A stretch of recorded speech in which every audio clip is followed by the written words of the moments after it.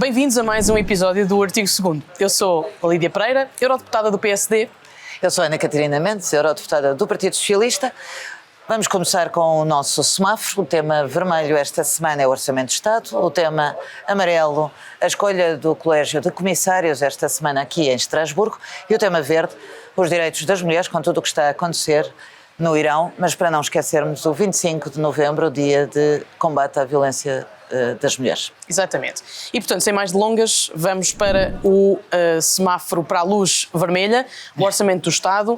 Apesar dos desenvolvimentos e da disponibilidade do PS para se abster com a passagem do Orçamento do Estado, há talvez aqui dois pontos que ainda merecem alguma discussão. E, em primeiro lugar, referir-me às pensões e aos impostos IRC, impostos para as empresas. Sobre as pensões, eu creio que na última década podemos hoje dizer que o PSD tem feito mais pelos pensionistas do que qualquer outra força política, com dois exemplos muito concretos. O primeiro exemplo, talvez sobre a contribuição, 600 milhões de euros das pensões. A contribuição, mas eu já te dou a palavra, deixa-me só contextualizar. Porquê? A contribuição solidária para idosos foi revista e, portanto, há hoje novos critérios com um objetivo muito claro de limitar ou aproximar, essa é a palavra, a pensão mínima do salário mínimo, e outra também muito importante que tem que ver com a comparticipação total de todos os medicamentos com receita, e isto para que as pessoas mais idosas, os pensionistas, não tenham que escolher entre o medicamento que têm que tomar e as suas obrigações com a alimentação ou com rendas de casa para pagar. E, portanto, eu creio que este é um ponto que me parece muito positivo e que está em discussão ainda no Orçamento do Estado, o tema geral das pensões, e outra tem que ver com os impostos. Portanto, numa estratégia muito diferente, muito distinta entre o PS e o PSD. A estratégia do PSD, a estratégia do PS é taxar, é tributar, a estratégia do PSD é crescer, e nomeadamente com a diminuição da taxa de IRC em 1 ponto percentual para que seja possível aquele objetivo, ou os objetivos da descarbonização para o crescimento económico, para se fazer a transição energética, a transição ecológica, e portanto precisamos de parceiros que podem ser e que são as empresas neste contexto muito difícil, geopolítico. Eu estive na COP29, posso testemunhar que foi de facto, foram negociações muito difíceis, mas para as quais precisamos mesmo de ter parceiros, e as empresas aqui, a competitividade portuguesa precisa do empenho das pequenas e médias empresas, e portanto há aqui resumo estes dois pontos como eventualmente os pontos em aberto na discussão e no diálogo que merecem o Orçamento do Estado. E que vale a pena voltar a eles, até porque eles serão discutidos no plenário da Assembleia da República de terça-feira, e por isso mesmo merecem ser analisados. Mas eu gostava, sobre este orçamento, agora que estamos a chegar à semana da votação final, de dizer três coisas. A primeira é que eu julgo que aquilo que está previsto neste Orçamento do Estado, com todas as coisas que se foram dando aqui e ali, à espera de eleições antecipadas, é, do meu ponto de vista, perigoso no caminho das contas públicas em Portugal, e eu não sei se nós não podemos antecipar que no próximo ano possamos vir a ter um déficit orçamental, e eu gostaria que Portugal não voltasse ao déficit. Aliás, se nós olharmos hoje para os níveis da dívida pública, por exemplo, em França, aqui onde nós estamos, que é assustador desse ponto de vista, ou a economia... Não apresenta um Orçamento do Estado excedentário em 50 anos. França, ou a economia na Alemanha, ou aquilo que são os nossos desafios e os constrangimentos dos próximos tempos no mundo. Eu julgo que devíamos ter escolhido uma maior prudência política, com maior prudência do ponto de vista orçamental. Os dois pontos que ainda nos separam e separarão sempre do meu ponto de vista. O primeiro, das pensões. Eu não esqueço, estamos em Estrasburgo, eu não esqueço que em 2015 foi negociado agora que será eleita, Maria Luísa Albuquerque, enquanto Ministra das Finanças, foi negociado um corte de 600 milhões das pensões. Eu não me esqueço dos cortes que foram feitos nas pensões ao longo dos tempos, em situação financeira muito difícil. E não me esqueço também que nos últimos 8 anos, não só os nossos pensionistas viram as suas pensões aumentadas todos os anos com a fórmula legal, como viram 6 aumentos extraordinários que sempre o Partido Socialista defendeu que deviam ser aprovados. O PS apresenta uma proposta ao contrário do PSD neste Orçamento de Estado, que é um aumento estrutural das pensões já para 2025 e não um aumento casuístico que o Governo deixou dito, na voz do Sr. Primeiro-Ministro, que podia ser um aumento em setembro, logo se vê se há possibilidade e folga financeira para aumentar extraordinariamente as pensões de quem trabalhou uma vida inteira. Eu acho isto, mais uma vez, do ponto de vista financeiro, errado. Acho, do ponto de vista eleitoral, péssimo, porque é em setembro, porque em outubro haverá eleições legislativas e não me parece uma boa política. Eu acho que defender aqueles... Os mandatos são para levar até ao fim. Eu também acho que sabemos, sim. A legislatura são 4 anos. Mas por isso é que eu dizia que era preciso uma política prudente e com previsibilidade, que coisa que eu não vejo neste orçamento.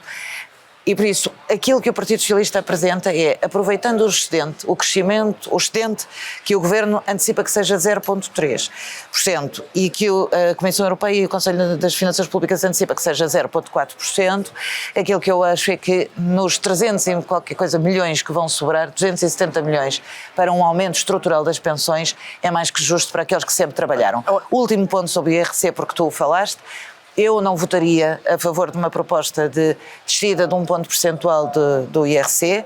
A literatura internacional da economia vem-nos demonstrando que o IRC não está diretamente ligado com o crescimento económico, como quer fazer crer o Governo, mas acho que, chegados aqui e baixando 1 ponto percentual, acho que o Governo deve ir à concertação social, negociar com a concertação social uma valorização salarial e que esta descida do IRC possa significar uma melhoria significativa dos salários em Portugal. Tocas num ponto em que possivelmente, se calhar, não estaremos de acordo totalmente, mas eu creio que é muito importante a baixa dos impostos sobre as empresas que sejam depois refletidos para as empresas poderem pagar melhores salários e, portanto, para haver valorização dos salários. Mas essa sempre foi a proposta do Partido Socialista. Inovação, reinvestimento e melhoria dos salários, é assim que deve ser feito o incentivo fiscal às empresas. Sobre os pensionistas, não nos podemos esquecer do seguinte: continua a haver em Portugal 2 milhões de pessoas no limiar de pobreza, sendo que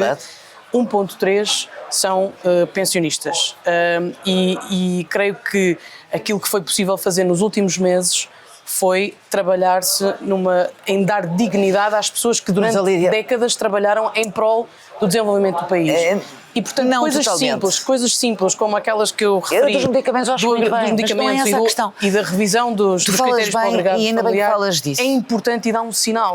Mas tu falas bem da questão da pobreza e não esquecer de quantas crianças estão no limiar da pobreza.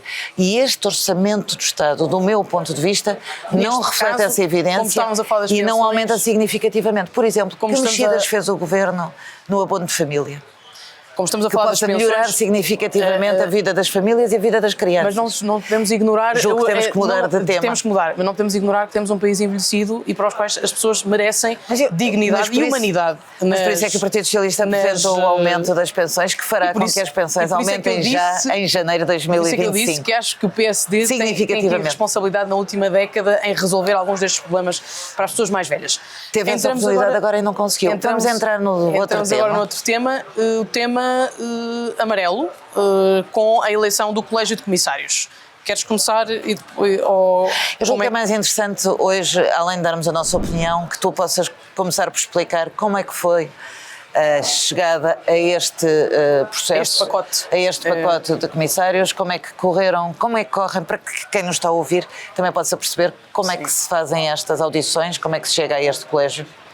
Bom, o processo é um processo que envolve muita negociação, muito diálogo. Em primeira instância, cabe aos governos nacionais indicarem os seus candidatos a comissários, em negociação, em estreito diálogo com a Presidente eleita, foi eleita em julho passado, Ursula von der Leyen, mas há depois um momento em que os candidatos e candidatas passam pelo crivo do Parlamento Europeu consoante as responsabilidades que lhes são atribuídas pela Presidente eleita, e depois são ouvidos em sede de comissões para se perceber para se responder a duas perguntas. Uma é se o candidato ou candidata está preparado para executar funções fit for the job, para executar funções nos domínios ou nas responsabilidades que lhe são atribuídas, e depois se tem capacidade para ser comissário ou comissária. E é óbvio que neste processo há uma negociação ao mais alto nível, entre os líderes, entre os chefes de Estado e de Governo, mas também entre os grupos políticos no Parlamento Europeu, e houve de facto uma derrapagem no tempo para que se aceitassem, para que o Parlamento tivesse, enfim, um consenso alargado, uma maioria, e eu creio que é importante referir-se isto, há uma maioria pró-europeia e moderada que apoia e que secunda o Colégio de Comissários tal como o conhecemos, pese embora houve algumas questões que foram levantadas em alguns casos concretos. Mas este é como se fazem, ou como se desenrola o processo de negociação, que podemos eventualmente num outro programa discutir se é mais ou menos transparente, como é que se poderia melhorar, que também creio que seria útil para quem nos acompanha e para quem tem interesse no funcionamento das instituições europeias e no funcionamento de instituições democráticas. Mas diria que isto resume as últimas semanas, o último mês e meio de grandes negociações intensas entre grupos políticos. A verdade é que amanhã, quarta-feira desta semana parlamentar, teremos a votação dos colégios europeus e, como tu explicaste bem, isto é um processo negocial, é um processo em que os governos indicam quem são os seus comissários e a Presidente da Comissão Europeia, no caso, a Presidente indica quais são os portfólios para cada um dos 27 comissários e escolhe quem são os seus vice-presidentes, e por isso eu gostava de dizer, neste contexto de um acordo com as forças pró-europeias, há uma tristeza para mim neste processo, e uma preocupação real, que é o convite para vice-presidente da Comissão Europeia de Fito do ECR. Isso significa que nós, neste momento, com esta política de compromisso, vamos ter dentro da Comissão Europeia uma força política que, do meu ponto de vista, é uma força política contra a Europa, que é uma força política que é outra realidade que não a do projeto europeu, e isso é uma preocupação. Ainda assim, o Renew, os socialistas e o PPE chegaram a um acordo escrito sobre aquilo que devem ser as grandes matérias políticas para os próximos 5 anos desta Comissão, e eu espero que se venha a cumprir esse acordo e o que são as políticas que neste momento nos preocupam. Responder a esta guerra, reforçar a política económica e de competitividade da União Europeia, responder aos fluxos migratórios e responder com uma Europa mais democrática e mais forte do ponto de vista das suas instituições. Tenho muitas dúvidas sobre tudo o que vai acontecer, mas cá estarei para fazer a luta. Deixa-me só fazer um último ponto antes de irmos para o próximo, para o nosso outro tema. Relativamente, especificamente, a Rafael Fito. Também podia trazer aqui Teresa Ribeira, que também esteve sob fogo na comissão. Não vamos comparar as duas. Mas até do ponto de vista ideológico, ou do ponto de vista de respeito, enfim, dos Estados e dos governos nacionais que indicam que estão legitimamente não tenho nada contra. Eleitos. O meu problema é ser vice-presidente, podia ser comissário. Deixa-me só dizer, não podemos negligenciar, acho que já tivemos a oportunidade de falar sobre isto, mas não à frente das câmaras. Rafael Fito vem de um país fundador da União Europeia, de um país com 60 milhões de habitantes, de um país que é o segundo país mais industrializado da Europa. E que inevitavelmente seria comissário. O meu problema é ser vice-presidente. Mas não podemos negligenciar também a personalidade. Rafael Fito, para contexto, vem da Forza Itália, saiu, foi para o partido de Giorgia Meloni, mas é uma pessoa esteve no PPE até há pouco tempo. Esteve no PPE até há pouco tempo, convictamente pró-europeia. E há 3 critérios que Ursula von der Leyen definiu durante a sua campanha e que também quer implementar na prossecução ou no seu trabalho enquanto Presidente da Comissão Europeia, juntamente com a equipa, com o Colégio de Comissários, que é serem personalidades pró-europeias, para o Estado de Direito e para a Ucrânia. E, portanto, eu creio que esses elementos foram, de certa forma, acolhidos neste processo com a escolha destas personalidades. Podemos discutir sobre a Hungria, podemos, enfim... Eu tenho dúvidas que o Varela mas há pelos tratados... Há pelos tratados... Para a Ucrânia. Para a Ucrânia, absolutamente. O Varela. Não, desculpa, não percebi que... Não. Tenho dúvidas que o Varela. Certo, mas pelos tratados a Hungria tem direito a indicar um comissário. Estou só a referir-me especificamente à questão mais bicuda que levantaste sobre o Rafael Fito, mas deixar esta nota, que não podemos negligenciar, não podemos obliterar países com o peso institucional que têm, não só histórico, mas também até espero que a história não se repita como em 1938 na política de compromisso e de cedências que fomos fazendo. Estaremos cá para falar sobre isso. O último tema é o direitos das mulheres, são as mulheres. Esta semana celebramos o dia contra a violência sobre as mulheres e doméstica, e também a diferença salarial que ainda hoje subsiste em muitos países e que de facto, enfim, nos alerta. Não sei se reparas, mas temos em março o Dia Internacional da Mulher, agora em novembro temos estes dois momentos, significa por isso que ainda há muito por fazer no que diz respeito aos direitos das mulheres. E só dar aqui 2 ou 3 números, é que de facto 1 em cada 5 mulheres portuguesas diz-se vítima de violência.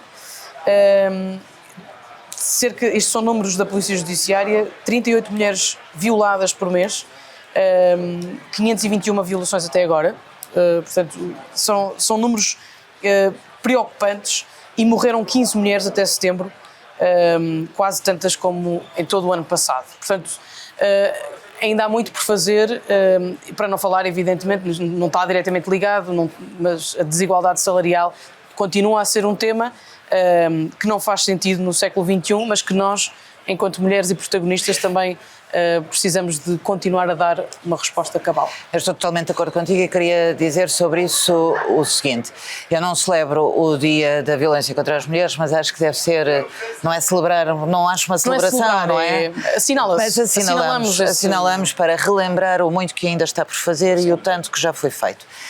Eu acho que os números de mortes de vítimas de violência doméstica continuam a ser assustador. Queria dar 2 notas, aliás, uma a propósito do Orçamento de Estado e outra a propósito daquilo que são as respostas que o Estado pode dar na violência doméstica. Uma é que o ano passado, no Orçamento de Estado para 2024, passou a haver a comparticipação nacional, porque a violência doméstica depende muito dos fundos europeus. E nós colocámos no Orçamento de Estado do ano passado a comparticipação nacional para que não fique dependente apenas de projetos e de fundos europeus e possa ter uma obrigação do Estado de colocar como dinheiro do Orçamento do Estado mesmo, que este Governo manteve e que eu acho muito bem, e portanto aumentaram as verbas também para a violência doméstica. A segunda coisa, o ano passado foram abertas, porque a violência doméstica hoje não é apenas sobre as mulheres jovens, há muitos idosos que são hoje vítimas de violência doméstica, e por isso foram abertas 2 casas de abrigo para responder a estas pessoas que se veem vítimas ou dos seus filhos ou dos seus netos e que precisam também de resposta. Não gostava de deixar de assinalar aqui hoje mais 2 coisas que são importantes. Uma, o que está acontecendo no Irão e a perpetuação da violência sobre as mulheres no Irão. Esta última da mulher que se despiu em desespero de causa numa manifestação para mostrar que as mulheres têm direito, está hoje presa num hospício. O que me deixa também aqui um alerta para que a comunidade internacional se mobilize pelas mulheres do Afeganistão, pelas mulheres da Ucrânia, do Irão. Por todas as ucranianas também. Por todas as mulheres que estão neste momento no mundo a ser vítimas de qualquer tipo de violência e de castração dos seus direitos, da sua liberdade e dos seus direitos, e portanto acho que assinalar o 25 de novembro é mesmo falar sobre isso. O último ponto é o ponto sobre a disparidade salarial. Eu acho que nós temos que continuar a trabalhar desse ponto de vista. Portugal, nos últimos 8 anos, tem uma disparidade abaixo da média da UE. Caminhou bastante para diminuir esta disparidade salarial, está abaixo da média da União Europeia e isso deixa-me bons sinais para que voltemos a falar dos impostos, como já falamos aqui há instantes, ou voltemos a falar do Comissário Europeu, da Comissária Europeia que vai ficar com a igualdade, para que continue a trabalhar. Vou falar destes dados que acho importante. Maior disparidade na União Europeia, Estónia, com 20,5%, a menor disparidade, Roménia, 3,6%. No Luxemburgo foi possível eliminar a disparidade salarial. Houve várias políticas nos últimos 5 anos que a União Europeia, que o Parlamento Europeu adotou precisamente para ir ao encontro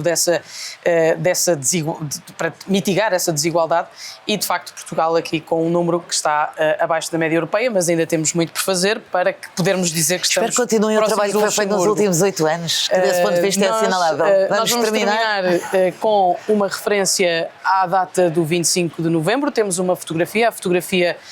para quem nos acompanha pelo podcast não pode ver, mas é a fotografia da cerimónia que decorreu na Assembleia da República e sobre o 25 de novembro tem sido assim uma data, diria, polémica, mas o 25 de novembro consagrou a liberdade do 25 de Abril e que, portanto, no próximo ano celebrará 50 anos, portanto, merecedor de uma cerimónia ainda mais assinalável, mas, de facto, dar esta nota, porque nós provavelmente concordamos que o 25 de novembro teve um peso também relevante na história democrática portuguesa. Eu gostava de dizer sobre isso o seguinte, é bem escolhida esta imagem, mas gostava de dizer que eu sou frontalmente contra uma cerimónia solene com a mesma dignidade, para o 25 de novembro, com a mesma dignidade do 25 de Abril.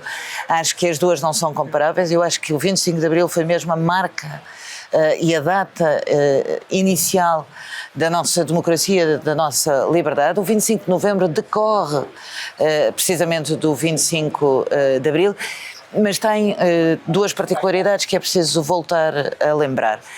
A primeira é que Mário Soares percebe, naquele verão quente de 1975, ele percebe que está em curso uma tentativa de termos uma ditadura. Mário Soares foi um dos protagonistas do 25 de novembro. Foi o grande protagonista. Sim. É Mário Soares que pede à ala mais moderada das Forças Armadas que crie o Grupo dos 9. É Mário Soares que faz um apelo veemente a que não se volte atrás para uma ditadura e, no caso, a tentativa de uma ditadura do tipo soviético que nós não queríamos. Uma República Socialista. E por isso eu julgo que o 25 de Abril, para o Partido Socialista e para mim que sou socialista, para Mário Soares, nós deixamos um grande legado. Acima de tudo sou democrata. Eu só vivo em democracia porque houve a visão de Mário Soares, houve a visão de muitos democratas que não permitiram que o 25 de novembro se tornasse numa outra coisa que não a democracia e a liberdade. Mas deixa-me dizer isto. Acho um abuso que a direita e mais a extrema-direita, mais do que a direita moderada, a extrema-direita, se apropria de uma data que não tem nada a ver com o que foi o 25 de Abril e que não tem nada a ver com nenhuma vitória da direita. O que venceu no 25 de novembro foi mesmo a democracia, um sistema democrático que nós temos de votação universal, plural, de representatividade e de respeito por todos, e é isso que este nosso programa também faz.